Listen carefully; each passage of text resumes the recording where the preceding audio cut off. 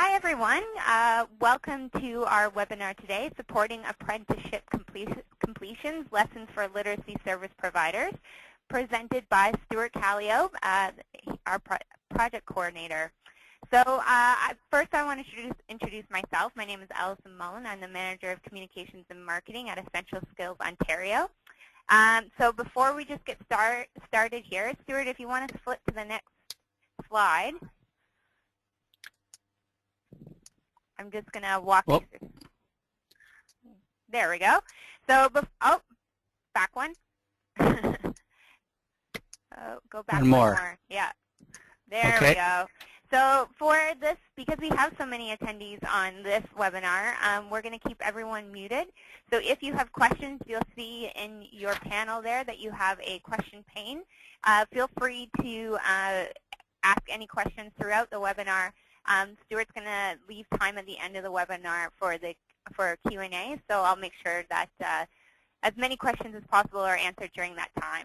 And again, the webinar will be recorded, so you'll be able to view it on the Essential Skills Ontario website, and the slides will be sent out after the presentation. So if you just want to flip to the next slide there, Stewart. Perfect. So if you'd like to follow the conversation on Twitter, we like to keep it going and keep the conversation moving. The hashtag there is ESOWeb, and you can follow us at ES_Ontario. And you can still, if you don't have Twitter, you can still go to twitter.com and type in the hashtag and follow along. So I'm just going to take a minute now and introduce our presenter. So Stewart knows Ontario's literacy and essential skills field well. His consulting work and administrative career have provided ample experience with Employment Ontario, literacy and basic skills, apprenticeship, and workplace literacy and essential skills. He has practical experience with organizational needs assessments, essential skills assessment, including TALS, HRSDC tools, etc., and program evaluation. He is currently working as project coordinator supporting apprenticeship completions, which is looking in particular at ways to promote greater success challenging the Certificate of Qualification. So from there, I'm going to turn it over to Stewart to get started. Well, thank you, and welcome to everybody. I'm watching the body count increase online here, so I'm really pleased to see the number of people who are interested in this topic. Very quickly, I won't introduce myself since that's already been done, but the agenda, I will try to move the slides along. We have about 30-plus slides. I'm going to stop on some of them to spend time, but the others I'll move through very quickly. But I'll give you a quick project description, talk a bit about what it means for completion, go over some of the research findings that we are still finding, in fact, and what we're finding from the project itself. As I get to the end, I'm posing some questions around implications for practice, and I really would like to spend some time at the end of this session to answer questions, because I always learn something from that, and very, very helpful for me. I would suggest that as you're watching this presentation, think about what the implications are for your own practice. That's very helpful, again, for us to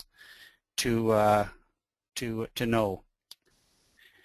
So, supporting apprenticeship completions, model of service provision was a project that looked to, had a very specific purpose.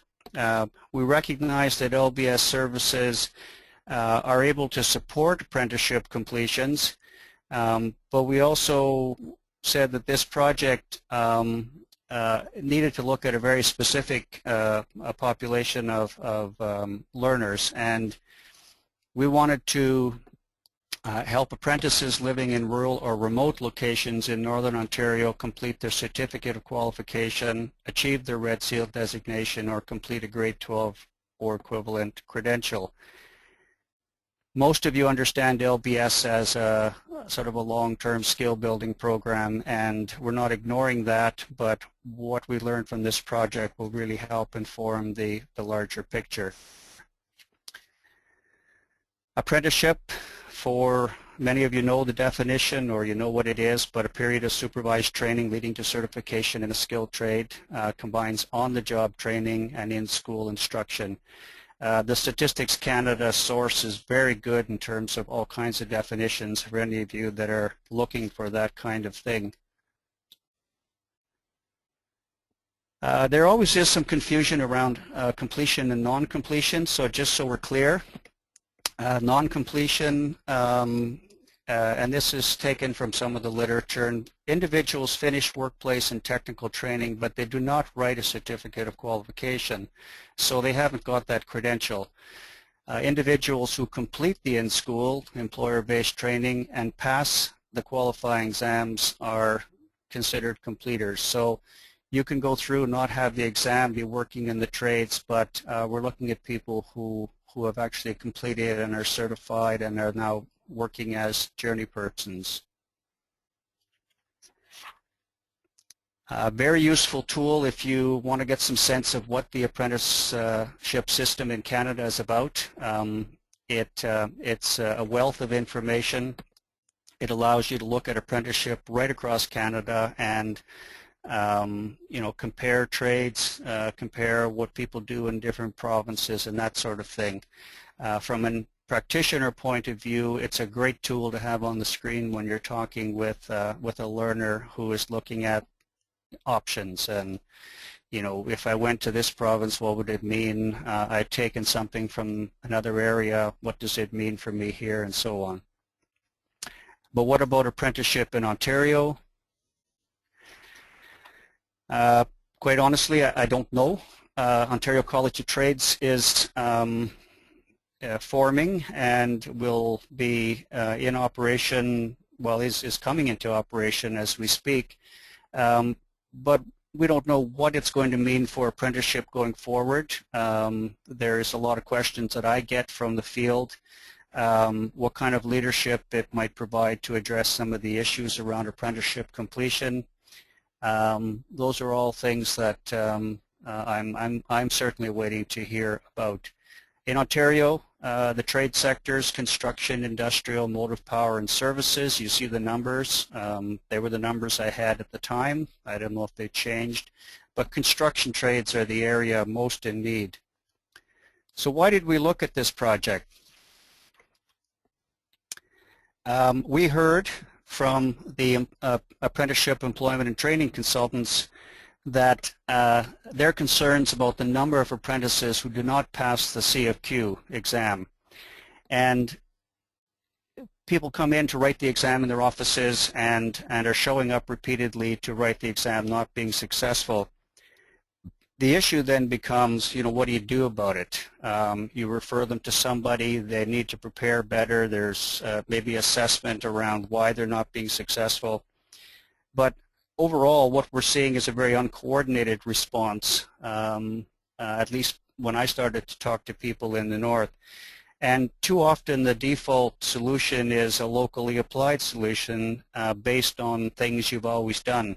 So there isn't really a good understanding of what is available locally from the literacy and employment services, nor is there really a good understanding of how those services are linked and how an apprentice can benefit from them. And that's what we're trying to map out at this project. What's happening? What can we do better? So what does the apprenticeship process look like? For us, this is a graphic that I found that's very useful.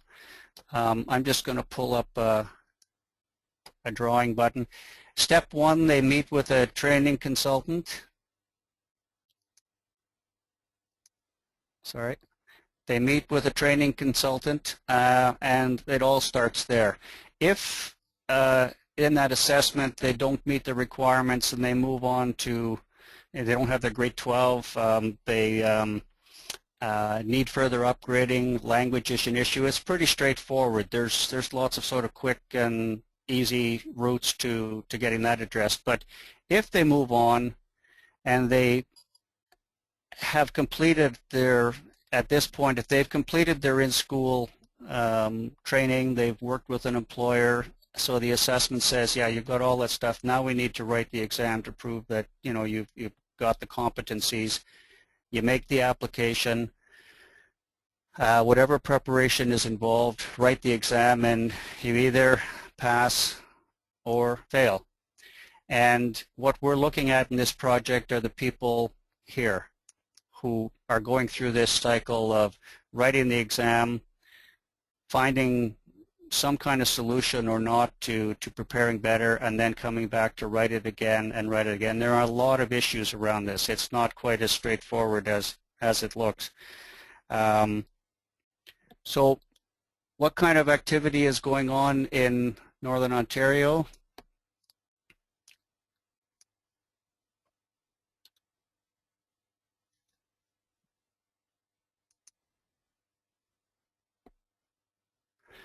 And I'll just clear that stuff. Okay. In Northern Ontario, this is a graph of the activity drawn from the literacy service planning and what's actually happening in the planning process. So based on last year and what the networks are looking at going forward, total number of learners 8544, and the number of learners projected in the apprenticeship goal path 254. The percentage is very, very small. I suspect that this kind of activity level is quite common. We don't see a lot of agencies serving apprentices in great numbers because the demand is simply not there. We would like to see agencies in communities where there's a demand better able to actually serve apprentices, particularly looking to complete their apprenticeship. What do the national completion rates look like? Pretty scary. We need to ask why this gap exists. The dotted line down here are the number of completions from 1990 through to 2008, and you can project that forward. The dark line is the number of people who have registered and continue to register, and that's increasing. And this is data coming from a study in 2010 or 11. So what does we need to ask why the gap exists, and the questions that I think about are: does this have to do with the training? Are there issues there? Does it have to do with the curriculum involved in the standards and the competencies? Does it have to do with the exams themselves? Or are we looking at other factors related to personal reasons like lifestyle, income, and supports, and so on? It really is a complex and multidimensional issue, and it can't be looked at in isolation. Like there's a cause, there's a fix. And when we did our project and we did some of the research, we felt that we did find a lot of the factors are strongly interrelated. We collected data about apprentices' activity in EO services in Northern Ontario because we wanted to find out where they were attempting to get services. So we surveyed right across the north using the 3 literacy agencies to do that. I won't get into explaining what these graphs are in great detail. We had 138 surveys sent out. We got 50 back. But what we really found, the key point in all of this was that most of the activity, the volume of activity for people looking to get re-engaged in the apprenticeship process, going back for employment services, going back for literacy services, or being referred by apprenticeship offices for further help, most of that was happening in the larger urban centers. So Sudbury, Timmins, Thunder Bay, to some extent the Sioux, but there wasn't a lot of activity happening in the rural, remote areas, and not because there aren't apprentices there, but it just wasn't happening. They weren't connecting with the offices. A real divide, and that provided support for the fact that this project looked at piloting activities in rural or remote areas. We wanted to see if we could find them, if we could serve them, and if we could, make some difference. So we'll look at the project deliverables that are important to this project. There were a number of them, but I bolded the ones that I'll speak to in this report. We did a research report which is going to be available probably within a week or so. We have a guide to apprenticeship support tools and resources that I'll speak to shortly. Information and referral. We wanted to, well, we piloted processes to find apprentices and bring them in and get them involved in the agency, and then we also piloted processes to connect them to services in those communities. Assessment was another really important deliverable. The others we of course addressed, but these are the ones that I want to talk about. There's another way to look at this project in terms of a research question, and that came from one of our advisory committee members. We said, how can LBS programs leverage the EO network to support apprentices who need to pass the CFQ or complete the grade 12? And I like the word leverage because it suggests that you're being strategic and you're working in a coordinated way. How do we providers recruit apprentices? They're out there in their communities, but they're not aware of what kind of services might be available for them to help them get re-engaged and complete the apprenticeship. What models of service provision can we develop, provide, pilot, and what lessons can we learn from that?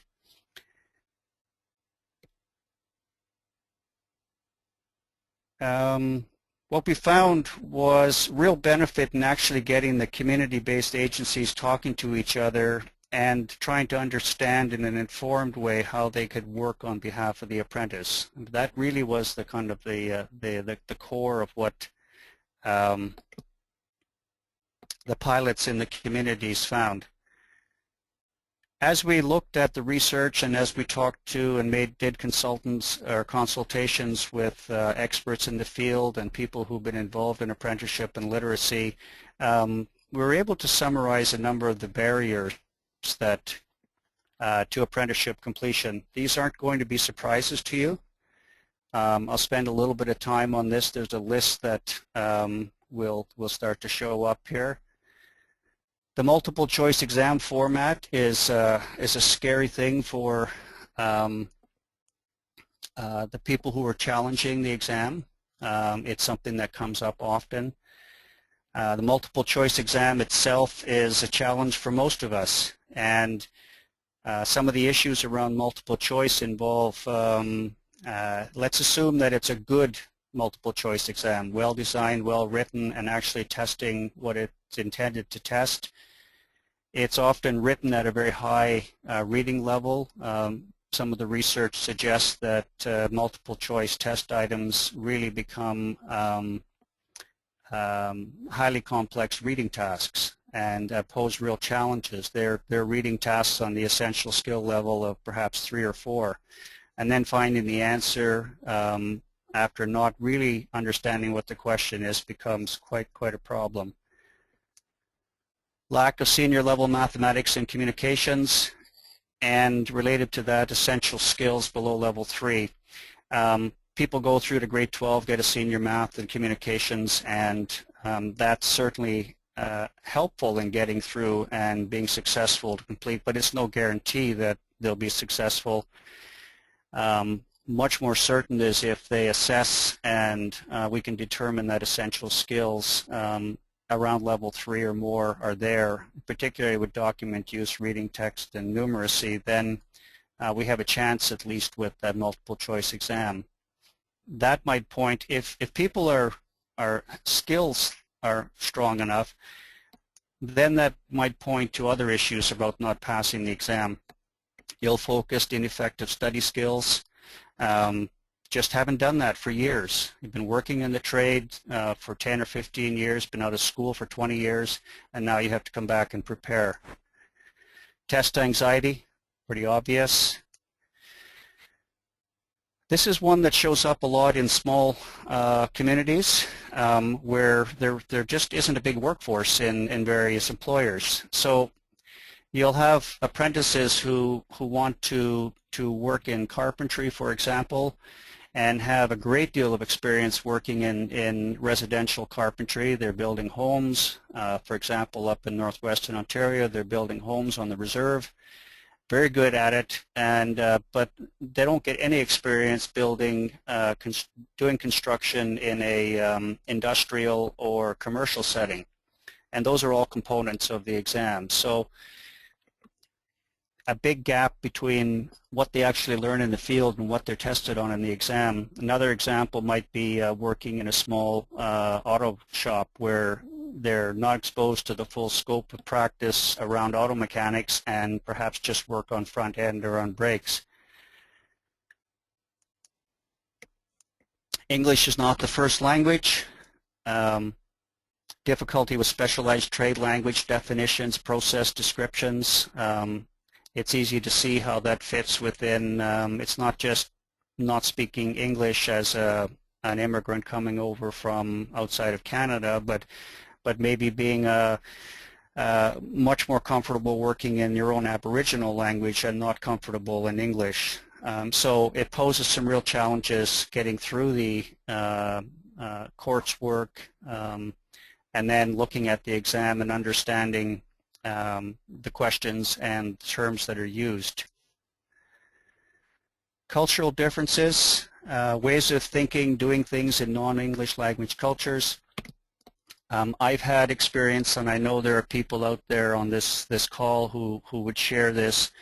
I had a conversation with an Aboriginal man when I was doing a presentation who was saying to me about writing a test. He said, I have to take that test in, I have to read it in English, then I have to translate it into Cree, and then I have to solve it in Cree, and then I have to retranslate the solution into English and, express it. It takes a lot of time.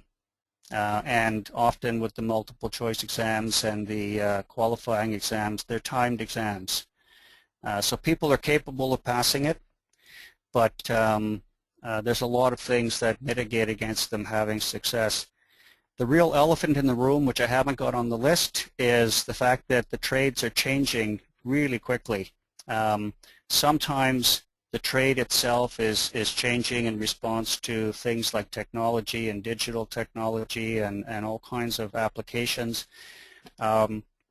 Sometimes employers will introduce new processes and the actual trades competencies in the exams aren't catching up. So again, a clash between what's currently in practice and what is being assessed. It's really hard to get through that exam on that basis. Project deliverable, information and referral. These two themes guided our exploration of information and referral. We wanted to see how we could recruit and inform people, and we wanted to look at how we could bring the partners together within the communities. So what did we learn? The apprenticeship process is really difficult to navigate. Unless you spend a lot of time with it and live it and really understand it, then you start to get a feel for it. But for somebody just walking in cold, it's a difficult process, and learners, clients, practitioners really need to understand it inside out if they're going to help get people engaged. The learners need to see the value of investing the time and energy and resources in literacy training. Adult learners don't want to waste their time. So if they come to your agency and you've got them there and you're providing some kind of training, it has to be valuable. The time they spend needs to be useful time for them. Something we found when we talked to apprentices, and it's sort of related to the previous point, is if they do come in and invest time, energy, and resources like money in training and preparation, they are often disappointed when they go out and try to sign on as an apprentice, which means they need to have an employer, and there's no employers to sign on with. That's not an issue we can resolve within this project, but it's I guess what they were saying is if they knew there was an employer out there waiting, then the value of getting involved in apprenticeship would be, or the preparation would be much stronger. The relationship with apprenticeship training consultants is crucial. Where it works well in some of our pilots, the ETCs, the literacy practitioners and others know each other really well. and it's just a very sort of informal process of picking up the phone, moving somebody along, making it work really smoothly. Advertising is effective. Not all LBS service providers will be able to recruit. When I showed the 3% figure, it doesn't suggest that every agency in Northern Ontario needs to be bringing in more apprentices into the apprenticeship goal path. They may not have the economic drivers there. But places like Atikokan, with all the activity going on around the mines, that's driving the need for increased infrastructure in the town, housing, etc., and of course the mines themselves generating a lot of work. So it's going to show up where there's a demand for skilled workers.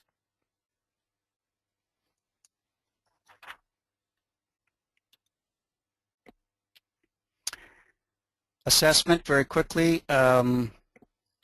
This was a really important component. We wanted to be able to talk to our apprentices that we found and we recruited and we got into our agencies and do a diagnosis of what the issues were. Was it about skills, in which case it was a long-term process, or was it not about skills and was it about something else that had to do with test anxiety or strategies for writing a multiple choice exam, etc. We looked at a number of tools, including the evaluating academic readiness for the apprentice trade, which is kind of a non-issue right now because it's sort of off the radar. But we also looked at some more current tools like the Essential Skills Ontario Trades and some of the work that's going out in BC. And these are the essential skills-based tools.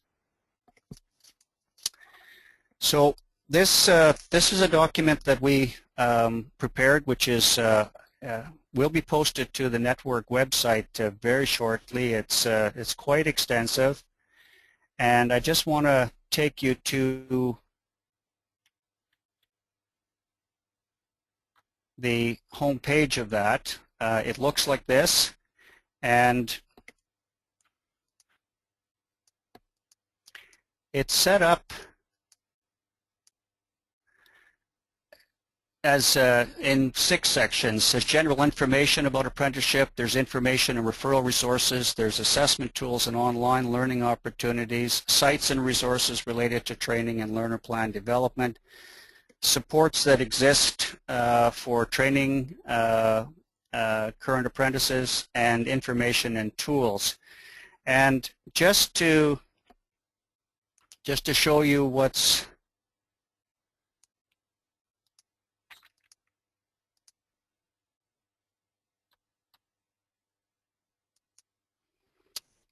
inside the document. I've taken you to the Training and Learner Plan Development page.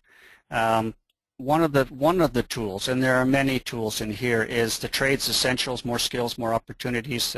It's a personal skills record, but here's one, Trades Essentials, that comes out of PEI, and there's a whole set of trades, quite free, quite large, very robust, and free documents that you can make use of and download. And I'm just going to pull up the Carpenter document.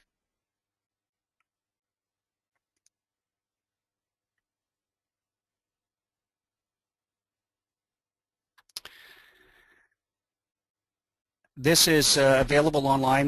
When you have the workbook, you can get to it. Some of you probably know of it, but I won't go into the document and show you what's there, but just this is the sort of an overview of the contents, and anybody who works in literacy and essential skills can see the value of this kind of thing. It's all very well thought out.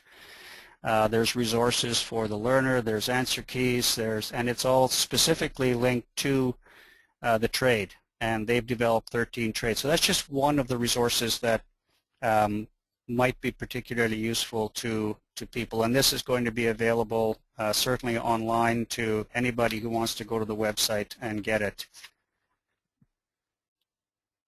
We'll go back to the presentation.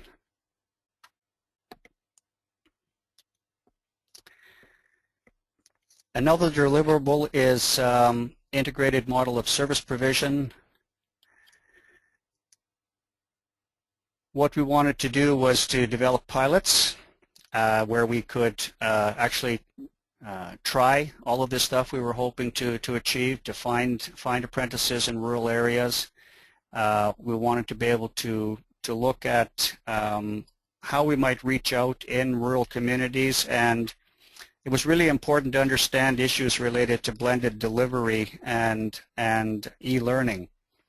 I would also add that the Canadian Apprenticeship Forum has recently published a paper that makes a strong case that e-learning and digital technology is having a really significant impact on trades training as well as the trades themselves, and I've got a reference for you for that later. So we wanted to look at program delivery in rural and remote communities. We asked ourselves, what is blended delivery?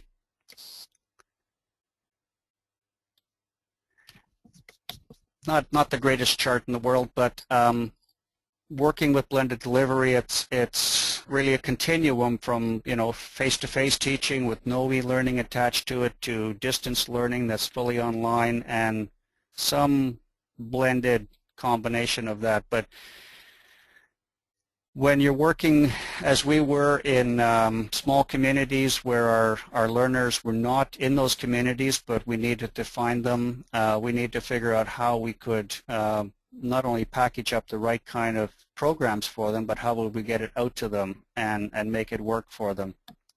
So what do we need to consider when we implement blended learning? And these are just a few of the things that came from the research. You've got to respect the realities of the day-to-day programming. Ask yourself, if you're going to implement it in your organization, you know, who are you serving? You know, how does it serve your learners? What is the capacity of your staff to actually implement it?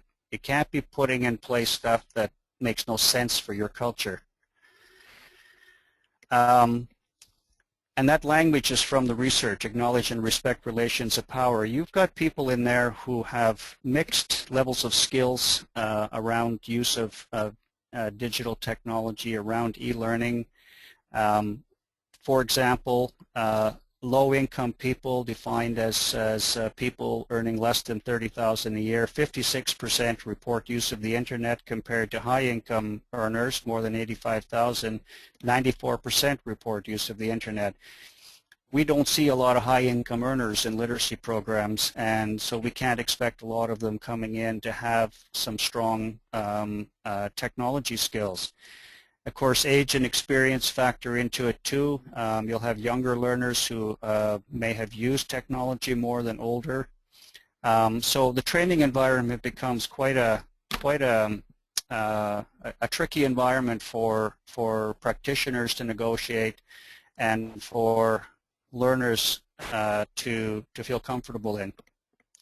You can't deliver this stuff to people in their homes or in other communities without supporting it. That's a huge problem if you attempt to do it and it's not supported. Design well. I love this comment from an experienced practitioner. Learners don't object to online learning. They object to bad online learning. Okay? So it can work. Just make sure it's good design, and start the learning by working with the kind of skills that learners already have. If they're working with smartphones or tablets and you're asking them to do something on a different technology that has similar skills, that's where the confidence can be built. Acknowledge and nurture their capacity to engage in it. Acknowledge that they have varying levels of interest. Everybody's going to be differently motivated. Collaborative learning promotes stronger gains, and for sure, don't forget the practitioners. If it's going to happen, you've got to develop your staff as well. Just in the interest of time, how are we doing with questions? Do we have questions? Amber? It's Allison. No, thus far we are good. Okay, so I'll just quickly, go over the pilots. This one was in the Mid-North Network based out of Sudbury, re-engaging apprentices through intensive follow-up and the identification of systemic barriers to apprenticeship completion. A descriptive title, not the most poetic. But the idea was we couldn't find any particular agency in the Sudbury or the Mid-North network that really had a lot of apprenticeship activity. So we said, why don't we try to find people who passed through the system, through the follow-up process, and bring them back, talk to them, and ask them about their experience. And we did. We ended up talking with 3 or 4 or 5, and that information about their experience in the EO system was quite helpful in terms of telling us about how to recruit, how to provide information about the referral process itself. Another project was in the Northwest Ontario. And because communities are so scattered, we thought one community might not do it. So we worked with, in this case, Dryden and Atikokan, which are maybe an hour and a half or so apart by car, and with a lot of people, living adjacent to those communities. So we talked about having them all try to recruit, provide information generally to the geographic area, but depending on the service that the learner needed, coordinating those services with the particular agency. We knew that across both of those LBS agencies there was a whole range of supports and staff and people with different skill sets, and we could connect our apprentices to that. We were able to provide a regional community-based information and referral gathering and protocol.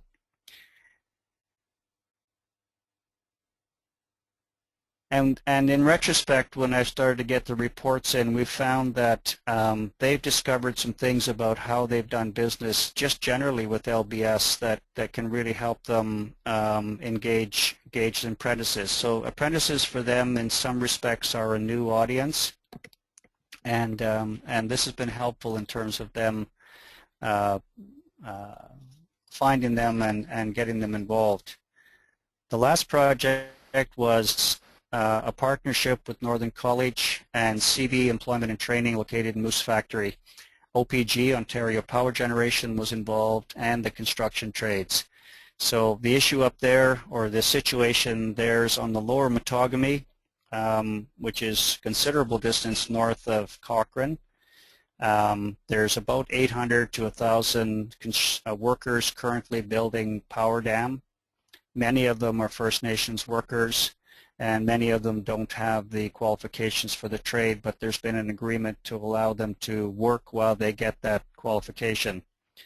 CB and Northern College, actually CB is taking the major lead in terms of developing those skilled workforce, and Northern College is a partner.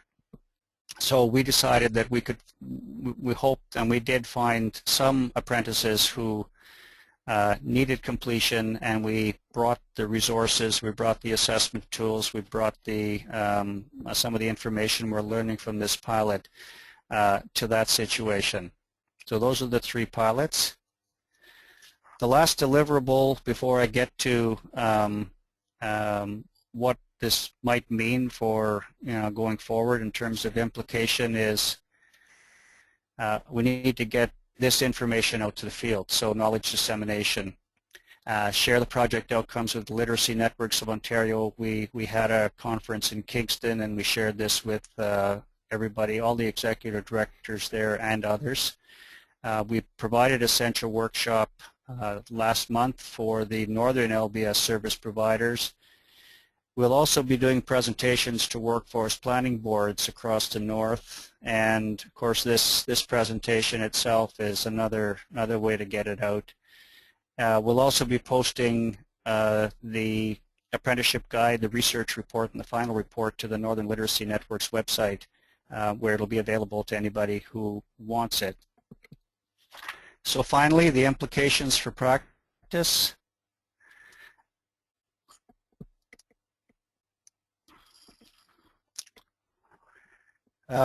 Use the resources that are posted.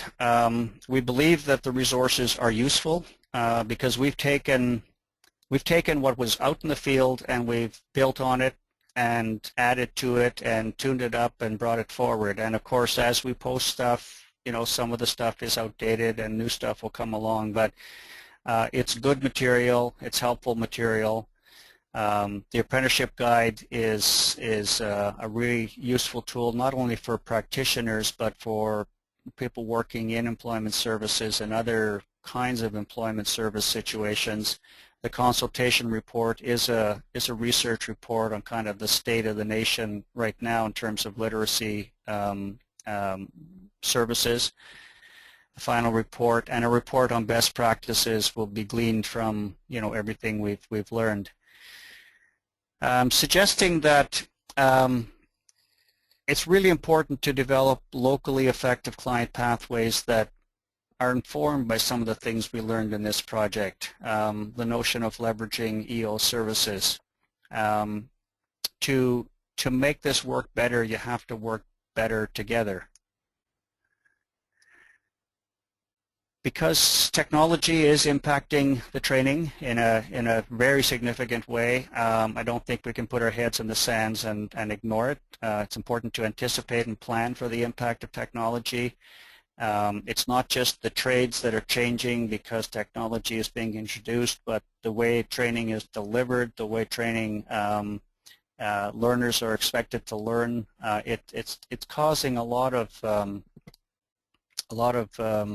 shutters, I guess, in the system, and that report that I came by recently is really good in terms of outlining the trends.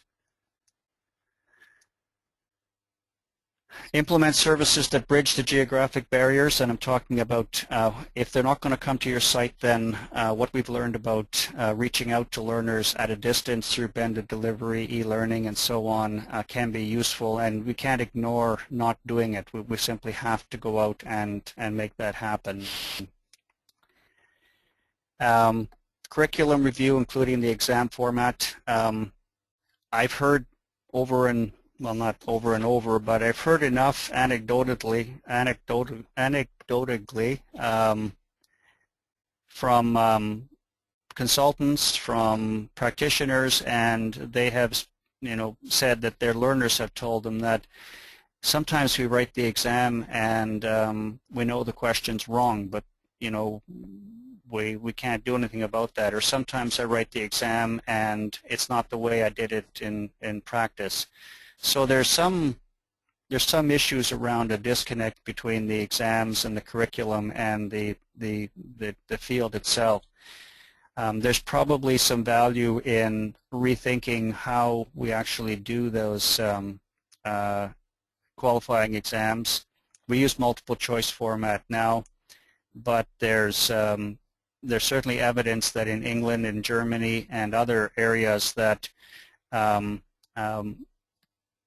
do things differently. In fact, the Essential Skills website posted a short statement recently after the federal budget talking about creating opportunities for apprenticeship. And one of the things that was interesting that came out of that statement was as well as reducing barriers to apprenticeship accreditation, including examining the use of practical tests as a method of assessment for apprentices. So I pose the issue as we use those exams and we use the competencies to assure ourselves that they have all the skills to enter as a journey person, but are we not perhaps screening out qualified journey persons because of the nature of the exam itself? And that's the end of my presentation. Unless you have other sort of just leave it open to others for comment. We do have a few questions here. Sure. Well, actually, first to start, we have a comment from Jeff, who says that we, which I'm assuming is this organization, been looking at pass rates for Red Seal exams nationally. Some really low rates for some trades in some provinces, which point to some serious issues. It would be interesting to compare notes. Well, is it Jeff? Yeah. My contact information is actually it's coming up. I'd love to hear from you because this whole issue of apprenticeship is probably the hottest topic in Canada right now, and because there's so much pressure to move people into the jobs that are opening up. So I'd be fascinated to chat with you about it. Perfect. So what assessment tools were utilized? Generally, we used, the literacy practitioners used the sort of standard tools that they've always used, whether it's actual informal assessments that they've developed in-house. Many of them used a lot of the HRSDC self-assessment tools that people are familiar with. It was a way of opening up a conversation with the learner around, well, you know, do that self-assessment, or let's walk through that self-assessment and see if we can't get some sense of where you think your skills are. We used more formal tools like the Essential Skills Ontario Trades. That was well received by people who actually had a chance to use it, and it was very well received by the learners that used it. It takes it delivers, well, it's a good product because it actually places somebody at an essential skill level, and it also provides a score on the 0 to 500 scale in the domains that it assesses. And it's a way of determining whether someone is really got weak skills and you need to do a whole lot bigger intervention, or whether someone's skills are pretty good and you need to quickly jump to, you know, how do I write a multiple choice exam? Is it specialized language? Do I need to focus on vocabulary? Do I need more time to write, or am I just anxious? You know, so it's a kind of a quick way to triage. So three things: in-house assessments that have been used in literacy, a lot of the informal self-assessment tools that HRSDC provides, and there's a lot of good ones. The sort of essential skills-based tools like ESOT, and there are some new documents that came out of the Construction Sector Council, which are free, that are listed in that apprenticeship guide, and there's also some material out of Manitoba that's particularly good that's listed in there as well. I don't know to what extent the pilots had a chance to actually use those or not, or to test them out, but we only put stuff in there that we felt would be useful, in the sense that it actually gave you materials that you could print, edit, modify, put your own logo on them, you know, provided questions, gave you answers, and that sort of thing. So is that helpful? It sounded good to me. Next question: how does an agency implement services that bridge geographic barriers? How does an agency bridge? Implement services that bridge geographic barriers. Big question. Yeah, it is. Geographic barriers, and the example I'll give you an example of something that Dryden Literacy did. They had a learner referred to them from Thunder Bay who lived probably about an hour away in a small community, and he wasn't able to do any skill building around, you know, trying to get through the qualifying exam in Thunder Bay. And so what we did was we had that learner come into Dryden. We paid for his time to come there for a couple of days, and we helped him develop a skill using Centra on the computer. So we actually brought his equipment in. We set him up. We helped him get comfortable doing that. Did the assessment, and then when he was back at home in his own community, we were able to link up with him as often as we needed during the week to continue doing some of the training or some of the assessments and so on online, because he couldn't spend time away from home. And so that was a way of reaching out to somebody who was an hour away, but the same process could be used to reach out to somebody who's 2 or 3 hours away. It's really, really critical, though, if you're trying to move into any kind of distance delivery, to make sure that the person at the other end is prepared for that and is able to do that, and has the capacity to work online. And as well, does the agency, have the capacity to deliver online? The province's e-channel learning is particularly good. It's out there all over the north, and there's lots of experts available to assist in terms of IT support and that sort of stuff. At least that's what I'm told. So I don't know what the experience it is. But more and more people are going to be moving back to their communities to get involved in a lot of the work that's going on in Northern Ontario, and they're going to be looking for ways to get over that hurdle of credentials.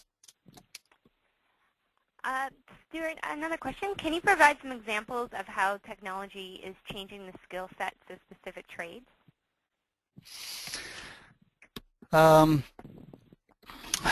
I should. Let me just get that paper.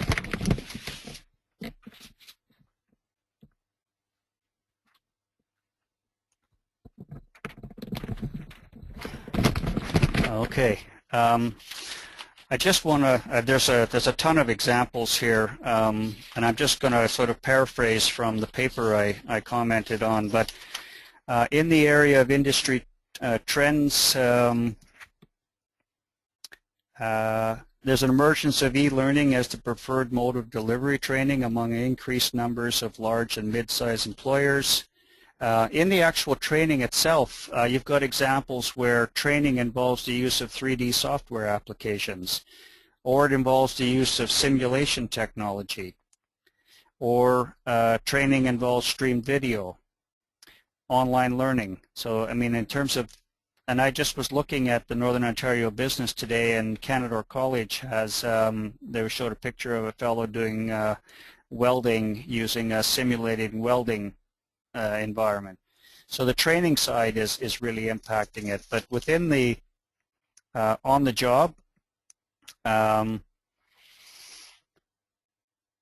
logbooks, a lot of the activity has been done on pencil and paper, but so people are logging their activity, their training, and so on. So that's going into online mobile applications.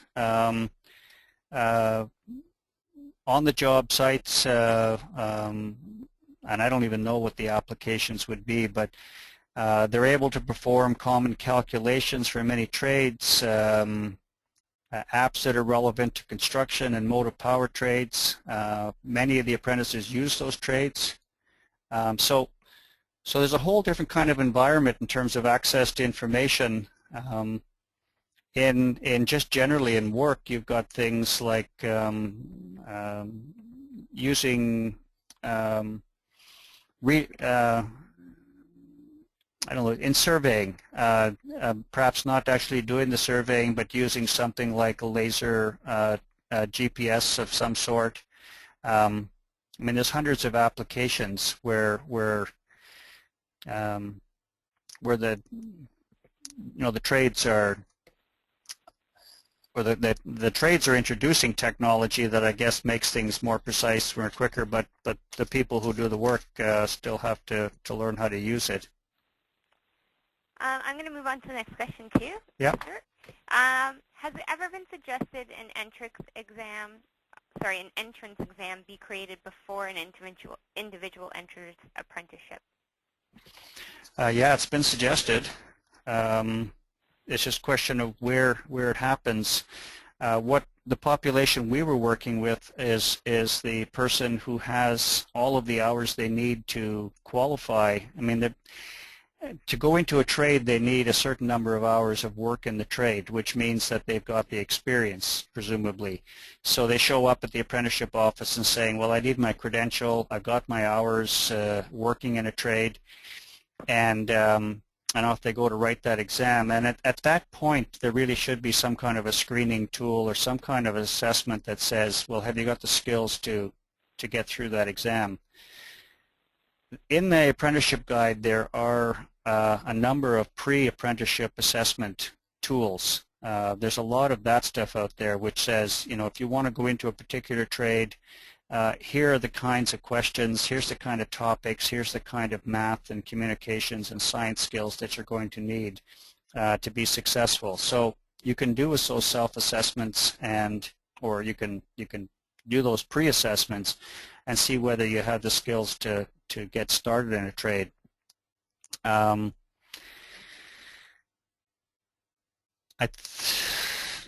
know, I mean, we had a conversation today. Apprentices that want, or somebody who wants to get involved in a trade who goes to one of the college programs, and the college sort of has a range of programs. They don't represent them all, but as part of that process, an assessment is usually done in terms of their ability to work successfully in the trade, and then of course there's the ability to refer people to upgrading or to other skill building to get better prepared. Okay, another question here. Can you give any examples of cooperative relationships between service providers when their funding sources are the same? When their funding sources are the same? Well, the example that I think of is the one in our pilot, where the relationship between the employment services in that community and the literacy provider in that community and the ETC, the apprenticeship consultant, is kind of a, I'm not sure it's a best friends kind of relationship, but they know each other really well, and they know what each of their services provides, and they know the scope of practice that each of them does. And so when somebody arrives looking for to sign on as an apprentice, it's pretty easy for them to communicate and talk to each other about. So let's just say they show up at the employment services office. They'll get a range of services that they can provide, but when they need to provide a service that they don't have, they're able to move it over to the literacy agency to do assessment, for example, or to do some put a learning plan together or something like that. That's where it tends to be successful. But I apologize, I don't understand the context of where their funding is the same. Okay. One more question, although it's a little long, so bear with me here. I wondered if the North has been experiencing issues around the OSSD and the fact that although the OSSD meets the criteria for entering into apprenticeship, many individuals do not have the literacy and numeracy skills needed. It would seem that LBS is a great answer for this gap. However, LBS agencies currently have to meet suitability factor percentages, and grade 12 recipients in many cases would not meet any of these. A lack of suitability factors in our participants would affect our LBS funding if we take on too many of these folks. An LBS assessment would be a perfect entrance exam to identify if they have the numeracy and literacy skills. And your thoughts around that? Well, the first thing that comes to mind is, and I was chatting with Lynn Wallace, who has sort of headed up the Essential Skills in the Trades project. She told me that the biggest user of that tool is the high schools.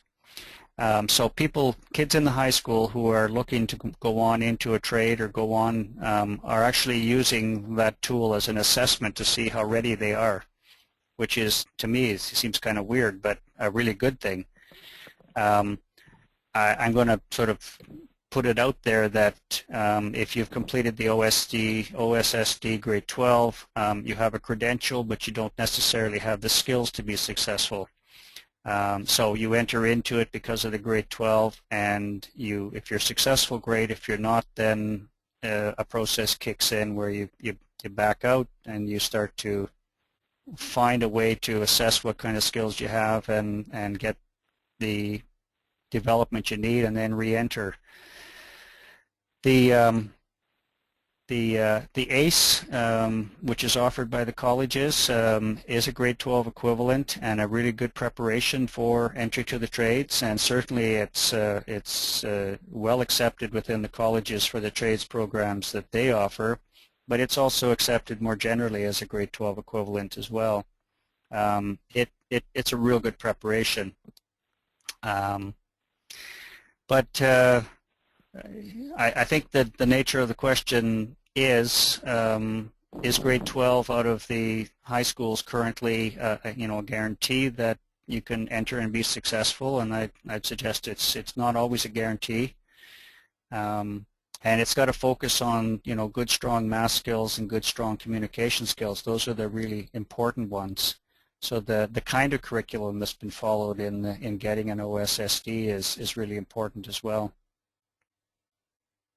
We're going to have to leave it at that. It's now 2 o'clock. So thank you so much, Stewart. We've had a lot of great comments about how topical this information is right now.